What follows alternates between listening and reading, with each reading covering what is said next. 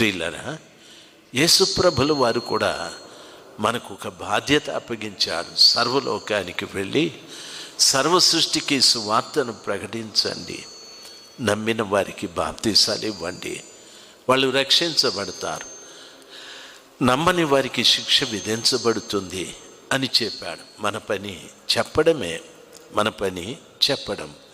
దేవుని బిడ్డలైన మనం ఆలోచించాలి. మనం బంధువులకు చెప్పచ్చు, స్నేహితులకు చెప్పచ్చు, ఇరుగు వారికి చెప్పచ్చు, పొరుగు వారికి చెప్పచ్చు, కష్టాల్లో ఉన్నవారికి, వ్యాధితో ఉన్నవారికి, సమస్యలతో ఉన్నవారికి, సమాధానం లేని వారికి బోలెడంత మందికి చెప్పచ్చు.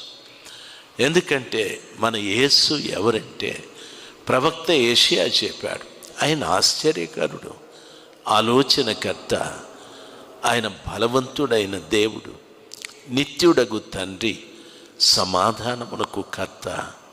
ఆ విధంగా చెప్పాడు. ఎటువంటి శ్రమలో ఉన్నవారికైనా ఉపశమనాన్ని కలిగించే దేవుడే నా యేసు ప్రభుల వారు.